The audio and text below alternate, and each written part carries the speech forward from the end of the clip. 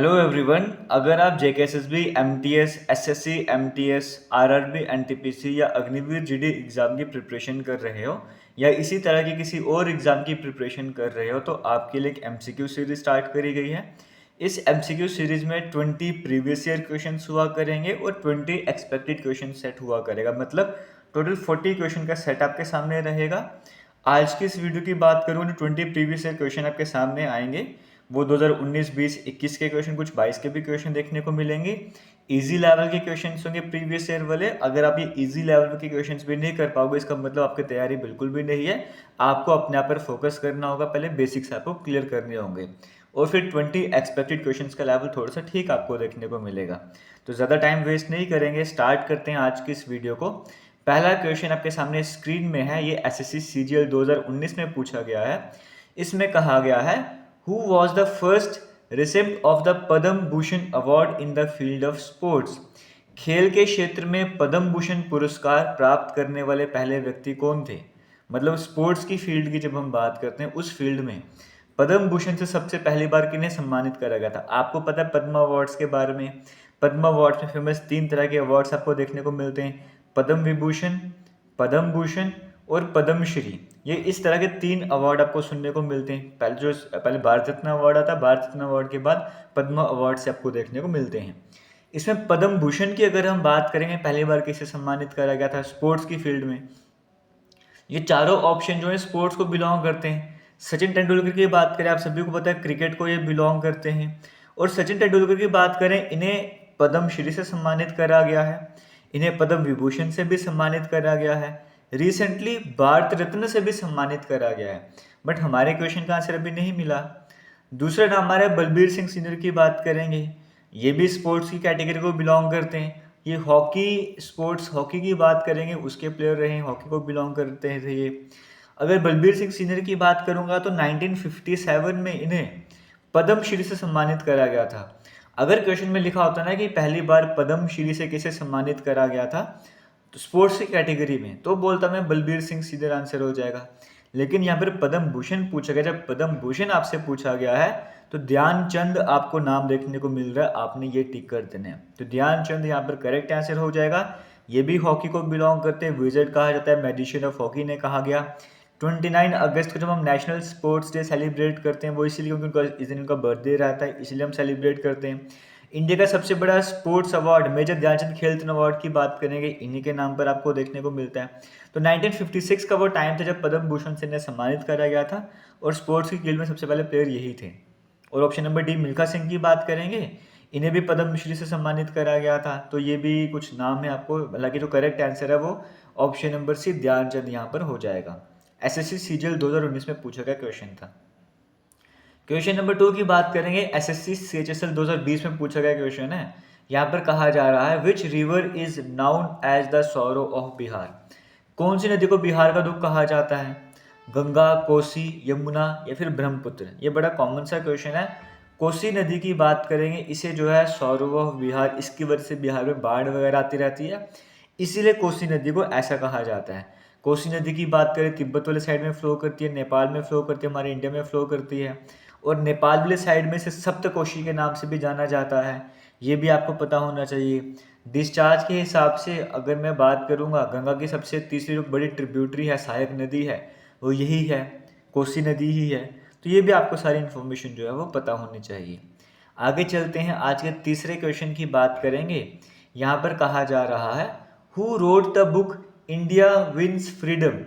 India wins freedom book की बात करेंगे, इसके अथर कौन है, किन्होंने इस बुक को लिखा, Indian wins freedom.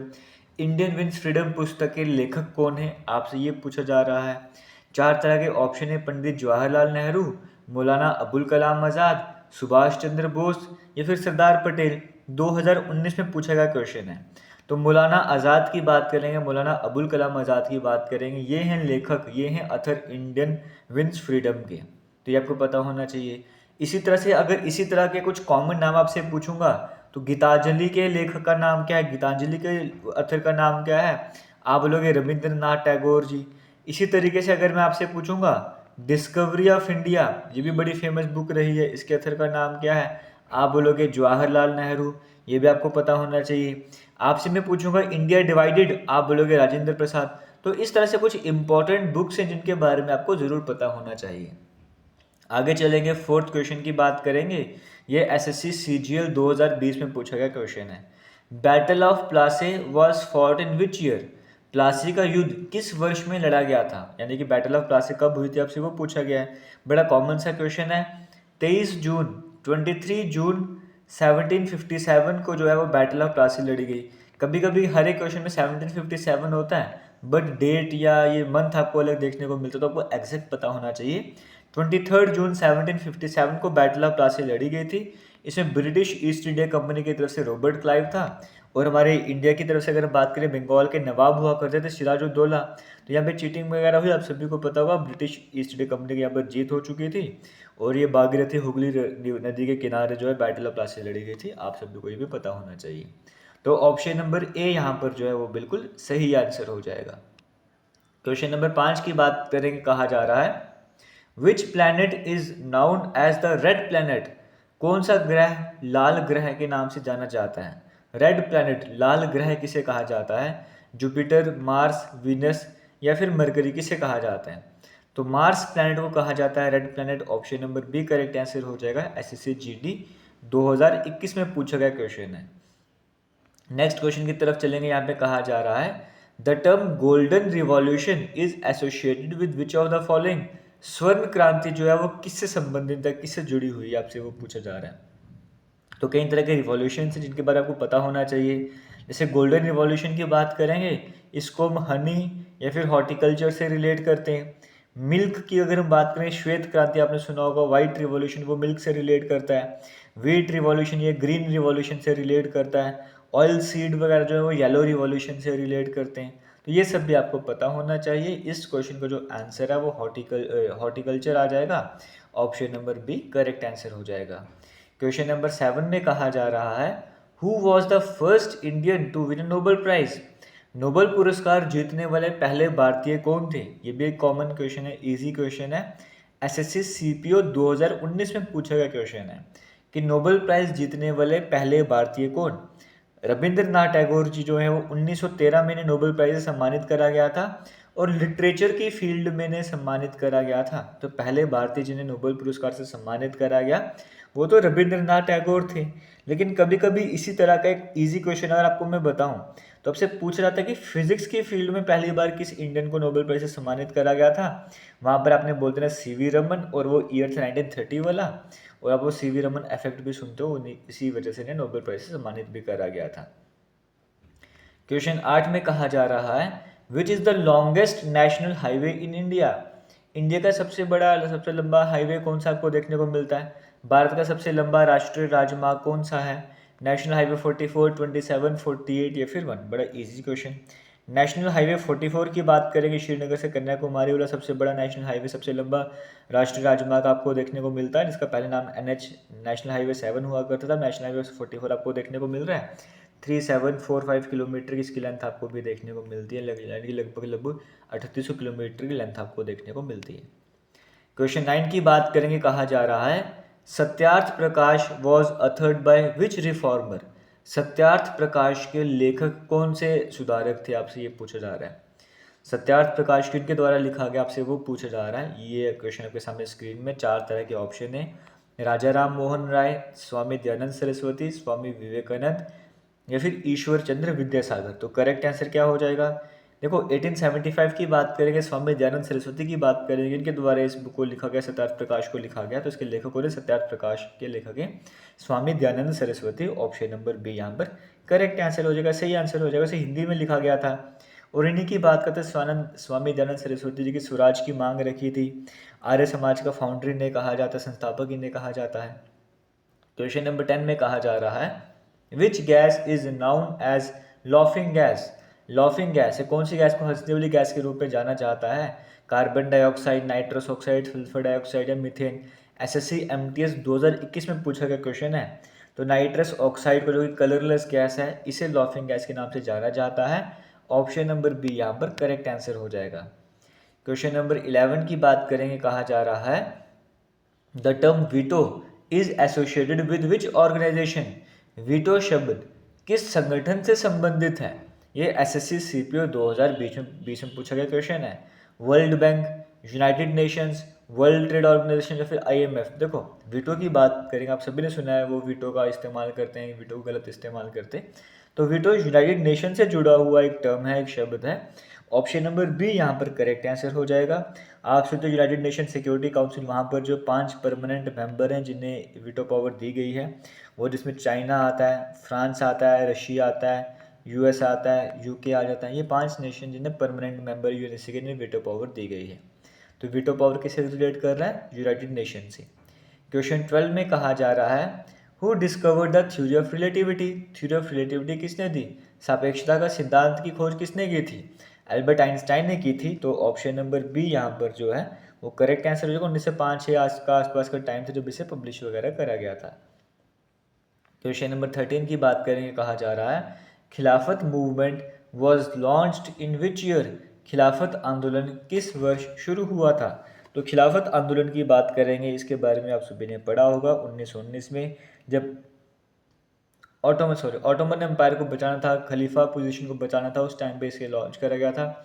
Mahatma Gandhi ने भी फुल सपोर्ट करा था, फिर नॉन कॉपरेशन मूवमेंट लॉन्च कर दिया था सपोर्ट करने के लिए। फिलहाल 1919 यहाँ पर जो है वो सही आंसर हो जाएगा। एसएससी सीजीएल 2019 में पूछा गया क्वेश्चन है। नेक्स्ट क्वेश्चन एसएससी जीडी 2021 में पूछा गया है which vitamin is known as ascorbic acid. Ascorbic acid कौन सी विटामिन को कहा जाता है? किस विटामिन को एस्कॉर्बिक एसिड के नाम से जाना जाता है? तो विटामिन सी की बात करेंगे, इसे एस्कॉर्बिक एसिड के नाम से जाना जाता है, जिसकी अगर कमी वगैरह होती है तो स्कर्वी जैसे डिजीज़ आपको देखने को मिलती है। और ये वाटर सोल्यूबल विटामिन, एक फैट सोल्यूबल, वाटर सोल्यूबल या वाटर सोल्यूबल की कैटेगरी में आ जाती है। Which is the largest gland in the human body. मानव शरीर की सबसे बड़ी ग्रंथि कौन सी है? लार्जेस्ट ग्लैंड ह्यूमन बॉडी का कौन सा है? वो है लीवर। और अगर आपसे पूछेगा, ये तो हो गया सबसे बड़ी ग्रंथि कौन सी है, वो लीवर हो जाएगा। अगर आपसे पूछेगा सबसे छोटी ग्रंथि कौन सी है, स्मॉलेस्ट ग्लैंड कौन सा है, आपने बोल देना है पिनियल ग्लैंड। ठीक है जी। आगे चलते हैं, क्वेश्चन 16 की बात करेंगे। कहा जा रहा है quit India movement was launched in which year. Bharat छोड़ो आंदोलन किस वर्ष शुरू हुआ था? तो भारत छोड़ो आंदोलन आप सभी को पता है 1942 1942 को स्टार्ट हुआ था। महात्मा गांधी एक नारा दिया था वहाँ पर, डू और डाई, करो या फिर मरो का नारा भी वहाँ पर आपको देखने को मिला था। 8 अगस्त 1942 को इसे स्टार्ट किया था, अगस्त क्रांति के नाम से भी जाना गया था। क्वेश्चन 17 की बात करेंगे। कहा जा रहा है who was the first governor general of independent India. स्वतंत्र भारत के पहले गवर्नर जनरल कौन थे? आपसे ये पूछा जा रहा है। देखिए ये आज़ादी से पहले ही बन चुके थे, फिर आगे 1 साल का इनका टेन्योर और एक्सटेंड वगैरह हुआ था। तो माउंट बैटन की बात करेंगे, पहले गवर्नर जनरल इंडिपेंडेंट इंडिया के 1947 से लेकर 1948 तक का टेन्योर रहा था। लेकिन अगर आपसे यहाँ पे पूछा जाए कि स्वतंत्र भारत के पहले भारतीय गवर्नर जनरल कौन थे, मतलब कि पहले इंडियन गवर्नर जनरल इंडिपेंडेंट यानी कि देश आज़ाद होने के बाद जो पहले भारतीय गवर्नर जनरल बने वो कौन से थे, तब हम बोलते सी राजा गोपालचारी। तो इन्होंने इंडियन गवर्नर जनरल बोला ही नहीं है, सिर्फ का आज़ादी के बाद पहले गवर्नर जनरल कौन बने, वो लॉर्ड माउंटबेटन बने। लेकिन पहले भारतीय गवर्नर जनरल कौन बने, राजा गोपालचारी बने। ये भी आपको पता होना चाहिए। क्वेश्चन 18 की बात करेंगे। कहा जा रहा है the arjuna award is given in which field. Arjun पुरस्कार किस क्षेत्र में दिया जाता है? अर्जुन अवार्ड स्पोर्ट्स की कैटेगरी में आपको देखने को मिलते हैं। 1961 से स्टार्ट करे गए, तो ऑप्शन नंबर बी यहाँ पर करेक्ट आंसर हो जाएगा। क्वेश्चन 19 से 2020 में पूछा गया जापान की करेंसी कौन सी है, जापान की मुद्रा कौन सी है, तो जापानी येन कहा जाता है। Option number A correct answer होगा। टोक्यो की कैपिटल आ जाती है। कुछ बेसिक सी इन्फॉर्मेशन जो कि आपको पता होनी चाहिए। क्वेश्चन 20 की बात करेंगे। कहा जा रहा है who was the first Indian to go into space. अंतरिक्ष में जाने वाले पहले भारतीय कौन थे? सीजीएल 2021 में पूछा गया क्वेश्चन है। तो वो थे राकेश शर्मा। 1984 का जब वो टाइम था जब पहले भारतीय, बात करेंगे राकेश शर्मा, वो स्पेस में गए थे। और ऐसे ओवरऑल देखा जाए तो 14th नंबर था जो कि स्पेस में जाने वाले इंसान बने। तो ऑप्शन नंबर बी यहाँ पर जो है वो करेक्ट आंसर हो जाएगा। तो यहाँ पर हमारा जो है वो प्रीवियस ईयर क्वेश्चन का सेट यहाँ पर कंप्लीट हो चुका है 20 क्वेश्चन वाला। अब हम यहाँ पर जो है वो एक्सपेक्टेड क्वेश्चन स्टार्ट करने वाले हैं। और आपको बताना चाहूँगा इन क्वेश्चंस का अगर आपको पीडीएफ चाहिए आंसर के साथ में, अगर आप चाहते हो क्वेश्चन भी आपको दिखें लेकिन साथ में आंसर भी होना चाहिए, हर एक क्वेश्चन के साथ में मार्क होना चाहिए ताकि आपको रिवीजन करने में ईजी रहे। आपको कमेंट सेक्शन में डिस्क्रिप्शन बॉक्स में कोर्स का लिंक मिलेगा। एक्चुअली वो टेस्ट सीरीज़ रहने वाली है। उस टेस्ट सीरीज़ में ये सारे पीडीएफ तो अपलोड होते ही जाएंगे, लेकिन साथ ही साथ कुछ एक्स्ट्रा टेस्ट भी वहाँ पर अपलोड होते जाएंगे, जो कि आप सीबीटी एग्ज़ाम जैसा होता है ना, सीबीटी एग्ज़ाम की तरह अटेम्प्ट कर पाओगे। उसमें रीजनिंग के टेस्ट होंगे, मैथ के टेस्ट होंगे, साइंस के टेस्ट होंगे, जीके के टेस्ट होंगे, टॉपिक वाइज टेस्ट आपको मिलते रहेंगे, टाइम टू टाइम वहाँ पर अपडेट होते रहेंगे। तो ये जो पीडीएफ हैं ये भी वहाँ पर अपडेट होते रहेंगे। इन पीडीएफ के साथ साथ ये सभी टेस्ट भी वहाँ पर अपडेट होते रहेंगे। तो प्राइस बिल्कुल मिनिमम रहने वाला है, सिर्फ और सिर्फ 99 रुपीज़ उसका प्राइस सेट करा जाएगा। अगर आप इन्हें ज्वाइन करना चाहते हो, किसी भी एग्ज़ाम की तैयारी करोगे, ये सारी क्वेश्चन सीरीज भी और साथ ही साथ जो टेस्ट वहाँ पर अपडेट होते रहेंगे वो सभी आपके लिए काम आने वाले हैं। तो वीडियो के कमेंट सेक्शन डिस्क्रिप्शन बॉक्स में लिंक मिलेगा, वहाँ पर जाकर भी इसे ज्वाइन कर लेना। आगे चलते हैं, अब हम चलते हैं कुछ एक्सपेक्टेड क्वेश्चंस के सेट की तरफ। चलिए यहाँ पर एक्सपेक्टेड क्वेश्चंस का जो आज का पहला क्वेश्चन आपके सामने स्क्रीन में यहाँ पे कहा जा रहा है, which Indian ruler signed the treaty of Amritsar 1809 with the British. किस भारतीय शासक ने 1809 में ब्रिटिश के साथ अमृतसर की संधि पर हस्ताक्षर किए। ट्रीटी ऑफ अमृतसर जो हुई थी 1809 में, कौन से इंडियन रूलर ने इसमें साइन करा था, आपसे वो पूछा जा रहा है। चार तरह के ऑप्शन है, महाराजा रंजीत सिंह, शिवाजी, टिप्पू सुल्तान, बहादुर शाह जफर। क्या करेक्ट आंसर हो जाएगा? तो 25 अप्रैल 1809 की मैं बात करूंगा। ये ट्रीटी ऑफ अमृतसर को साइन करा गया था, जिसमें महाराजा रंजीत सिंह थे और बाकी ब्रिटिश ईस्ट इंडिया कंपनी की तरफ से थे। और फाइनली से 3 मई 1809 को करा गया था। उस टाइम पे गवर्नर जनरल लॉर्ड मिंटो हुआ करता था। और एक तरह से सिंपल लैंग्वेज में बताया जाए तो सतलुज रिवर को जो बाउंड्री बनाया गया था ब्रिटिश ईस्ट इंडिया कंपनी के बीच में और सिख एम्पायर के बीच में, इस तरह से आप कह सकते हो। तो महाराजा रंजीत सिंह के बीच में साइन हुई थी ट्रीटी ऑफ अमृतसर 1809 वाली, ये आपको पता होना चाहिए। Option number A correct answer हो जाएगा। क्वेश्चन नंबर 2 में कहा जा रहा है, which Indian state has the highest percentage of forest cover relative to its geographical area. Bharat के किस राज्य में भौगोलिक क्षेत्र के सापेक्ष सबसे अधिक वन आवरण प्रतिशत है? मतलब सिंपल लैंग्वेज में बताया जाए तो कौन से स्टेट ऐसी है जिसके एरिया देखा जाए तो उस एरिया के हिसाब से फॉरेस्ट कवर ज़्यादा है, यानी कि ज़्यादा एरिया वहाँ पे फॉरेस्ट ने लिया, आप इस तरह से कह सकते हो। चार तरह के ऑप्शन है, मिजोरम, अरुणाचल प्रदेश, उत्तराखंड या मध्य प्रदेश। जो सही आंसर हो जाएगा वो मिजोरम हो जाएगा। 85% अप्रॉक्सीमेट एरिया वहाँ पे फॉरेस्ट कवर के अंडर है, तो option number A correct answer हो जाएगा। मिजोरम के बाद जो सेकंड नंबर पर आता है वो अरुणाचल प्रदेश आ जाता है। हमारे जम्मू कश्मीर की बात करें लगभग 39 से 40% एरिया फॉरेस्ट कवर में आता है, तो यहाँ पे जो सही आंसर है वो मिजोरम हो जाएगा। क्वेश्चन 3 की बात करेंगे, कहा जा रहा है, which Indian state is famous for the hornbill festival. Hornbill उत्सव के लिए कौन सा भारतीय राज्य प्रसिद्ध है? हॉर्नबिल फेस्टिवल ज़्यादातर कहाँ पे सेलिब्रेट करा जाता है? नागालैंड, असम, मणिपुर या फिर अरुणाचल प्रदेश। तो हॉर्नबिल फेस्टिवल जो है ये नागालैंड में सेलिब्रेट करा जाता है। 10 डे का जनरली फेस्टिवल रहता है, दिसंबर के मंथ में सेलिब्रेट करा जाता है। फेस्टिवल ऑफ फेस्टिवल्स के रूप में भी इसे जाना जाता है। ऑप्शन नंबर ए यहाँ पर करेक्ट आंसर हो जाएगा। आगे चलेंगे, क्वेश्चन नंबर 4 की बात करेंगे। कहा जा रहा है, how many schedules are there in the Indian constitution. भारतीय संविधान में कितनी अनुसूचियां हैं? पहले 8 हुआ करती थी, आज के टाइम पे 12 शेड्यूल 12 अनुसूचियां आपको देखने को मिलती हैं। Option number C correct answer हो जाएगा। इसी तरीके से पहले 22 पार्ट हुआ करते थे, अब जाके तो 25 पार्ट यहाँ पर हो चुके हैं। ऐसे क्वेश्चन भी पेपर में बने हुए हैं। क्वेश्चन नंबर 5 की बात करें, कहा जा रहा है, which Indian language is known as Italian of the east.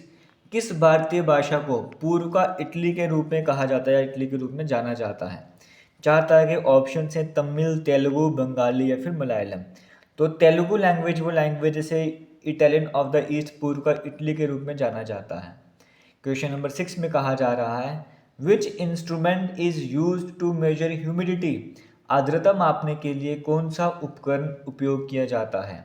क्या वो हाइग्रोमीटर है, बैरोमीटर है, थर्मोमीटर है या फिर एनीमोमीटर है? देखिए, हाइग्रोमीटर जो है वो हम यूज़ करते हैं ह्यूमिडिटी को मेजर करने के लिए।